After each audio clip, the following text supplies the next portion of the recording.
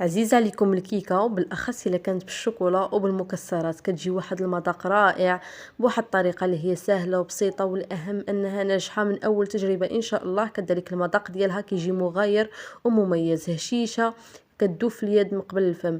كنتمنى تكملوا الفيديو حتى الاخير، وكنتمنى الا كنتوا اول مره كتشوفوا القناه ما تنساوش ديروا واحد اللايك، كذلك ما تنساوش انكم تشتركوا في القناه وتفعلوا جرس التنبيه باش توصلوا بكل ما هو جديد، وما تنساوش تخليو لي الاراء ديالكم في التعليقات. وعلى بركه الله هنايا كيف ما كتشوفوا بالنسبه للمكونات غنحتاجوا هنايا 2 حبات ديال البيض اللي دائما كيكونوا بحراره الغرفه، مع واحد كاس عنبه ديال السكر حبيبات اللي كيعبر ليا 120 غرام، واحد القبصه ديال الملحه اللي ضروري باش كنصحوا بها الذوق.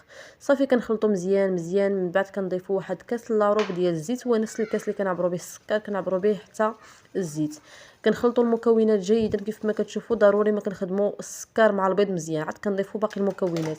صافي هنا كيف ما كتشوفوا من بعد ما خلط داك الزيت كذلك مزيان، غادي نضيف هنا واحد الكاس ديال الياغورت اللي فيها 110 غرام ديال نكهه الموز. صافي كنخلطوا مزيان حتى هو، وكنبدا كنضيفوا هنايا 250 غرام ديال الدقيق الابيض الخاص بالحلويات اللي هو الفرص رطب، مع معلقه كبيره ونص ديال الكاكاو المر اللي كيكون خاص حتى هو بالحلويات، مع 20 غرام ديال خميره الحلوى، ولا ديروا داك 2 اكياس اللي كتكون فيها 8 غرام. صافي كتخلطوا مزيان مزيان حتى كتحصلوا على هذا القوام هذا اللي كيكون ثقيل شويه على القوام ديال الكيك المعتاد. كيف ما شفتوا من بعد ما كتبت 8 بقات مكتوبه.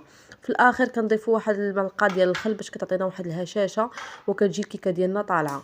صافي كناخذوا القالب ديال الكيك اللي كندهنوه بشويه ديال الزبده والزيت وكنرشوه بالدقيق، كنفرغوا الخليط ديال الكيك ديالنا. كيف ما كتشوفوا الخليط ديالو كيكون شويه ثقيل على القوام ديال الكيك العادي.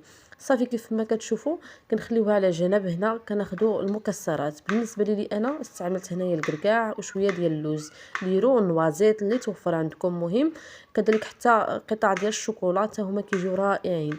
صافي كيف ما شفتوا كنحاولوا نقسمهم بالسكين غير واحد شويه كيف ما كتشوفوا هكذا، يعني ما نقطعهمش رقاقين بزاف. كيف ما كتشوفوا يعني كنقسموا الحبه غير على 2 او على 3. صافي مباشره كنخلطوا داك الكركاع مع اللوز مزيان مزيان، وكنضيفوه في الوجه ديال الكيك ديالنا. كيف ما قلت لكم الكيك خصو يكون القوام ديالها ثقيل باش داك الكركاع ما كيهبطناش القاع كيخلي الكيكه انها تزوى.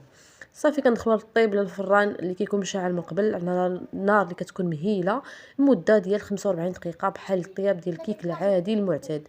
من بعد ما كتخرج كيكون هذا هو الشكل النهائي ديالها. زينتها هنايا بصوص الشوكولا اللي كتكون كتباع، وزينوها بالطريقه اللي بغيتو نتوما. كتجي واحد الكيكه رائعه هشيشه مرمله، ضروري خصكم تجربوها. جربوها وردوا عليا. ما تنساوش ديروا واحد اللايك، جزاكم الله كل خير.